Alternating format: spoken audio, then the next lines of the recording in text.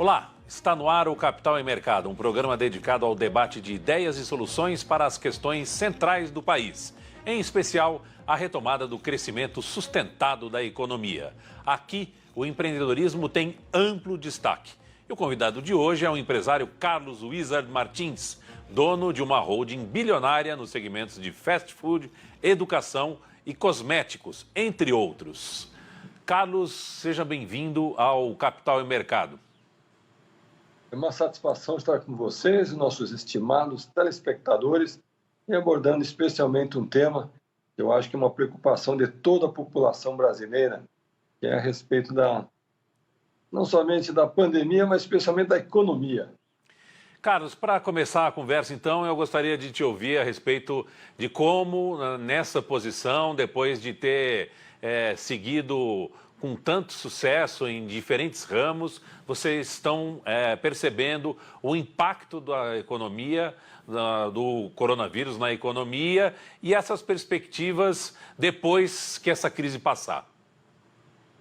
Bem, eu gostaria de iniciar dizendo que nós enfrentamos hoje 4 diferentes conflitos, 4 guerras. A primeira de todas, acho que é a mais séria, que é a guerra do Covid-19. Estamos aí numa situação de calamidade em termos de saúde, não somente em nosso país, mas mundialmente falando. Então, esse é o conflito número 1. O conflito número 2 é o que você acaba de citar, que é a economia. Não somente do Brasil, mas mundialmente falando, a economia está sendo grandemente afetada em função da quarentena, em função das restrições de funcionamento dos comércios, não somente indústrias e empresas, mas entretenimento, turismo, alimentação de forma geral. Terceiro, Marcelo, nós estamos enfrentando um outro conflito, uma outra guerra, que é a comunicação, a informação. Nós recebemos diariamente informações de diversos países, de várias cidades, estados do país, e muitas delas são entre si divergentes e nos causam assim uma certa sensação de impotência. E, lamentavelmente, a quarta guerra, o quarto conflito que nós enfrentamos é o conflito político. Eu fico muito triste quando eu vejo governadores se desentendendo com prefeitos ou com o próprio presidente e fazendo da própria pandemia um palanque de promoção pessoal. Então, isso, para mim, é abominável. Qual seria a solução nesse momento para tentar retomar um pouco esse entendimento? O Brasil viveu na semana passada, Carlos, um princípio de tentativa de entendimento antes da divulgação do vídeo. Os governadores cedendo um pouco, o presidente também cedendo um pouco, participação do Congresso Nacional. Como retomar essa conversa tão importante nesse momento? Bom, em primeiro lugar, nós temos que entender as dimensões continentais que o Brasil dispõe, porque efetivamente é muito improvável, quase impossível, você ter uma única diretriz que vai atender 5.600 municípios. Nós temos que não podemos perder a perspectiva. A metade dos municípios do país não tem um único indivíduo que foi contaminado pelo coronavírus. Então, como que você vai tirar as criancinhas das escolas? Como que você vai fechar mercados? Como que você vai fechar indústrias, empresas, shopping center, se naquela cidade não tem nenhum contaminado? Então, isso é uma incoerência. Eu acredito, sinceramente, que nós temos que ter para cada região, para cada estado, às vezes até para cada cidade, uma política, uma diretriz distinta, de forma a preservar. Claro que o mais importante é preservar vidas, mas nós não podemos também, em função dessa pandemia que é mundial, nós acabarmos com a economia do país, ou do estado, da cidade, caso, porventura, naquela cidade nós não tenhamos nenhum caso de pessoa infectada. Então, é um desafio gigantesco, não somente para a área médica, mas especialmente para os governantes. E citando aí, conforme você muito bem lembrou, a semana passada teve um encontro do presidente com os prefeitos, com os governadores, e aparentemente nós caminhávamos para um clima de entendimento mútuo. Lamentavelmente, por interesses que não vem ao caso nem citar, que nós mesmos não entendemos como nação, como país, como algumas pessoas têm uma visão muito míope da situação, de forma tal a buscar interesses particulares e não vendo o interesse da população como um todo, e acabam acarretando um acidente de percurso,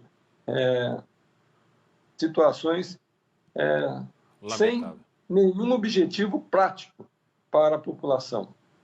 Agora, pela importância das empresas que o senhor está à frente,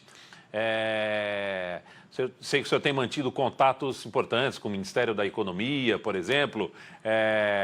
Que é possível fazer desde já para que a gente possa ter uma retomada mais consistente a hora que essa crise passar, com um ingrediente que o senhor mencionou agora há pouco, que é respeitando essas diferenças entre os diversos municípios num país de dimensões continentais. O que é possível ir construindo desde já para a gente retomar quando essa crise passar mais forte?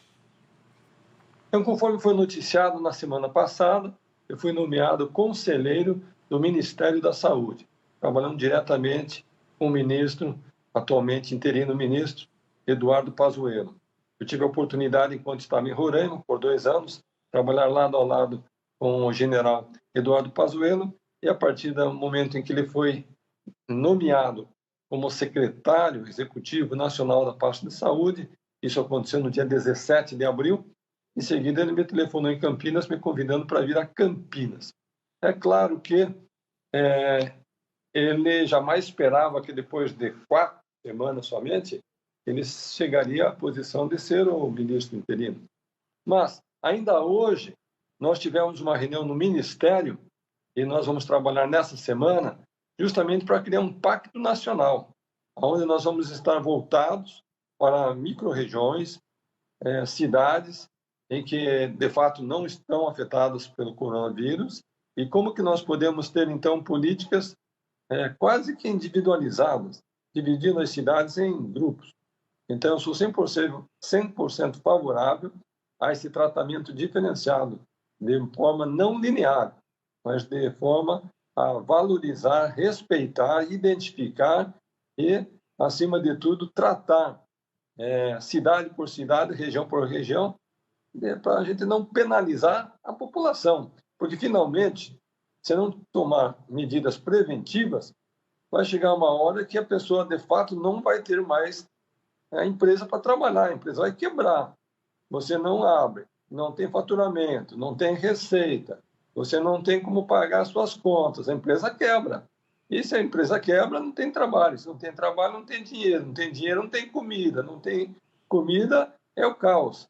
Então, espero, sinceramente, que a gente venha a ter um pacto nacional em termos de criar alternativas e, gradualmente, voltar à normalidade.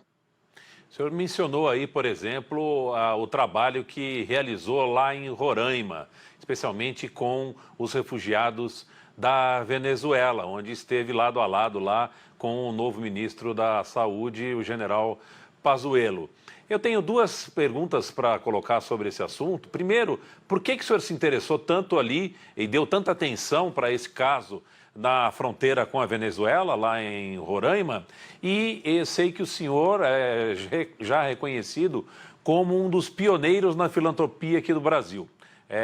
Que não é uma coisa ainda muito disseminada. O brasileiro ele tem maior solidariedade num momento de emergência como esse. Mas é necessário também que a filantropia acompanhe um pouco esse movimento para que essas bases sejam um pouco mais sustentáveis no longo prazo, doutor Carlos. Como é que o senhor vê, primeiro, por que essa tensão ali com a fronteira com a Venezuela, e depois um comentário sobre a importância da filantropia aqui no Brasil? Muito bem. Eu, pessoalmente, acredito que o indivíduo na sua trajetória, ao longo da sua vida, ele tem 4 fases distintas. Do nascimento até os 20 anos, é a época da formação, é o período, é a fase de adquirir conhecimento. Dos 20 até os 30 anos, é a fase da definição, ou seja, ele vai se definir como profissional, como indivíduo, ele vai se definir como é que ele vai ter o sucesso. Dos 30 até os 50, 55, 60 anos, é o período da realização. E depois, quando você atinge 60 anos, passa a barreira, que é a fase da vida que eu estou, tem 2 objetivos. Primeiro é a curtição, você aproveitar tudo que você realizou. E segundo, a contribuição. Então, foi baseado nesse espírito que eu e minha esposa aceitamos um chamado da Igreja de Jesus Cristo, dos Santos dos Últimos Dias. É uma igreja que está muito voltada para a causa dos refugiados. E, de fato, em 2018, nós fomos chamados para passar 2 anos lá em Roraima, acolhendo os refugiados. Durante esse período, nós acolhemos mais de 12 mil pessoas que atravessaram a fronteira, vieram para o Brasil em busca de melhores condições de vida. E graças ao apoio da comunidade, da sociedade civil, agências, instituições beneficentes, igrejas de diversas denominações, essas pessoas foram acolhidas, encaminhadas para o mercado de trabalho, se tornaram autônomas, autossuficientes. Não era um programa que nós criamos de dependência, pelo contrário, era autossuficiência. E é interessante citar também que durante esse período eu escrevi um livro intitulado Meu Maior Empreendimento. E esse livro é um livro que relata as experiências que passamos nesses 2 anos. Porém, ao retornar de Roraima, a editora disse: Carlos, comércio está fechado, shopping fechado, todas as lojas fechadas, não adianta lançar o livro agora, ninguém vai comprar. Então, a solução foi lançar o livro na sua versão online. Então, hoje a pessoa pode ter acesso a esse livro através do site eufassopartedasolução.com.br. É interessante porque você pode ter esse livro no seu celular, no seu tablet, no seu computador e deixar ali uma contribuição. Essa contribuição pode ser de qualquer valor, R$ 9,00, R$ 49,00, R$ 99,00. E eu, Carlos Wieser, vou dobrar essa sua contribuição, de forma tal que todo esse recurso vai ser destinado para atender as vítimas do coronavírus, atender aqueles que estão hoje passando um momento de dificuldade e também vai ser voltado para o Hospital das Crianças, lá de Boa Vista. Então, você que está sintonizado conosco agora e tem um espírito de caridade, eu faço o convite. Entre no site, eu faço parte da solução.com.br, vai ter acesso ao livro e poder deixar também a sua colaboração. Carlos, qual foi a principal lição que você descobriu ali nesse trabalho na fronteira com a Venezuela, ali em Roraima? Você trouxe algum ensinamento, alguma descoberta desse trabalho realizado lá? Foram muitas experiências, obviamente, durante 2 anos, e experiências totalmente diferentes daquelas que eu vivia no mundo corporativo. Ou seja, no mundo corporativo, eu estava diariamente de terno, gravata, me reunindo com grandes empresários, executivos, investidores, tratando de grandes negócios. E lá era exatamente o inverso. Estava tratando com aquele que estava carente, aquele que estava vulnerável, aquele que não tinha o que comer, aquele que não tinha onde ficar. Ou seja, todo o trabalho ali era de ordem humanitária. Lições transformadoras para a vida. Essa semana ainda existe uma matéria na revista Exame com o título Lição de Humildade, onde eu relato a experiência de acompanhar os refugiados até o aeroporto, mas no mundo corporativo eu era sempre o primeiro da fila a ser atendido. Já quando eu estava nesse ambiente dos refugiados, eu tinha que esperar todos os passageiros subirem. Depois que todos tivessem já embarcado, eu ia ter que mendigar um lugar vago para um refugiado viajar, porque as companhias ofereceram todos esses 12 mil lugares nos assentos gratuitamente. Mas somente baseado na disponibilidade de assentos. Significa que eu literalmente tinha que ficar o último da fila esperando ter uma vaga para embarcar um passageiro. Então, são experiências como essa que transformam a forma de você se relacionar. Eu acredito que é uma coisa que você faz despretensiosamente, mas no final, a bagagem que você carrega é transformadora em si e é um bem que não tem preço e você vai levar para o resto da vida aquela riqueza interior por ter auxiliado aquelas pessoas. Carlos Wizard, todos os textos que eu li para me preparar aqui para o programa davam conta como fundamental na sua formação a experiência de sobrevivência no exterior, em especial ali nos Estados Unidos, quando o senhor seguiu para lá ainda jovem, e depois também a experiência como missionário.